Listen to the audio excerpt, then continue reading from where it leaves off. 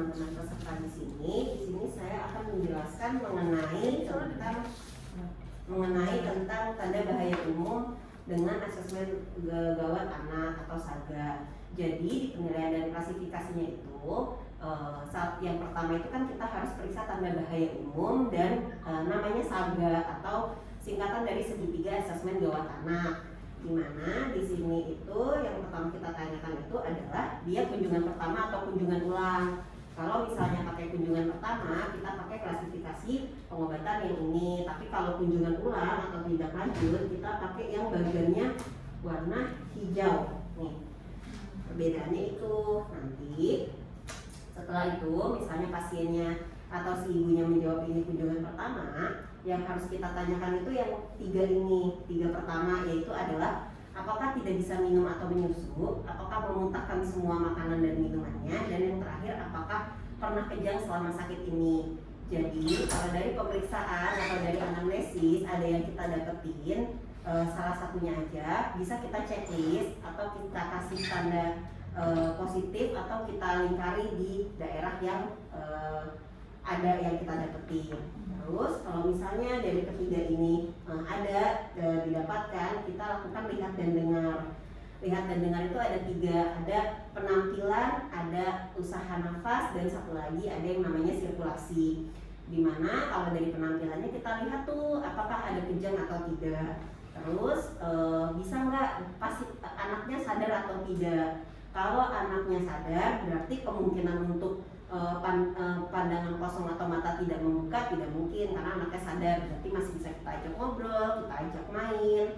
Terus kita lihat lagi anaknya gelisah, rewel atau nggak dapat ditenangkan, jadi pas datang ke kita udah nangis-nangis, udah rewel-rewel. Terus nggak bersuara atau justru menangis melengking. Kalau ada yang kita dapatkan dari satu itu berarti disebutnya penampilannya ada yang positif, walaupun cuma satu yang kita dapatkan. Terus kita lihat lagi dari usaha nafas. Usaha nafas, tarikan dinding dada ke dalam. Jadi ketika kita periksa pasiennya, kita pastikan bajunya sudah terbuka. Kalau misalnya bajunya bisa diangkat, kita angkat aja bajunya. Nanti kita lihat tuh tarikan dinding dada ke dalamnya kelihatan jelas atau tidak. Terus ada yang namanya stridor. Pemeriksaan stridornya itu adalah dengan cara mendekatkan telinga kita ke mulut si bayi atau si adik yang kita periksa. Nanti kalau misalnya dia ketika narik nafas nanti ada suara kayak gitu, ada pokoknya kayak ada suaranya, berarti stridornya kemungkinan positif.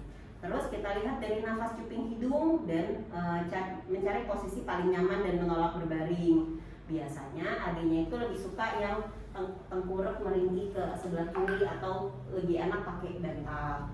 Nah, terus habis itu lanjut ke sirkulasi. Kita lihat tuh pucat apa tidak. Terus ada tampak biru sianosis atau enggak. Sama satu lagi gambaran kutis marmorata atau kulitnya kayak marmer dia bentuknya. Nanti kalau ada positif salah satunya ini, kita masukkan ke klasifikasinya. Jadi untuk klasifikasi SAGA-nya sendiri itu, kalau kita dari penampilannya tidak ada yang positif, dari usaha nafasnya tidak ada yang positif, dari sirkulasinya tidak ada yang positif, dimasukkan ke klasifikasi stabil yang hijau. Jadi untuk yang hijau berarti tandanya masih bisa kita lakukan di sini, tapi kalau sudah yang pink berarti tandanya sudah harus rujuk segera.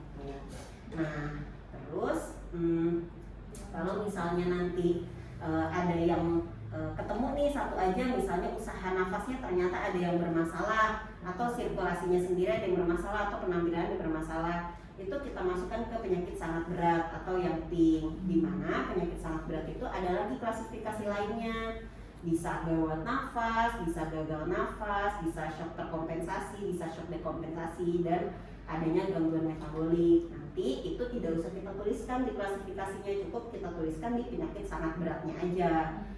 Yang lainnya itu hanya untuk gambaran aja, kedepannya kemungkinan besarnya apa yang terjadi sama si adiknya. Terus nanti kalau misalnya penampilannya, misalnya di penampilannya itu bayinya gelisah atau rewel, di usaha nafasnya kita dengar ada stridor atau ada napas cuping hidung. Terus di sirkulasinya ada biru juga, berarti kan tiga-tiganya nggak normal nih. Kita masukkan ke gagal jantung paru. gitu.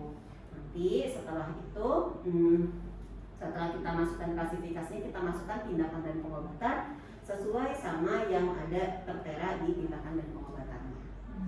Ada yang mau ditanyain? Kalau misalkan adiknya rewel nih, misalkan udah susah untuk dicek usaha napasnya, itu gimana?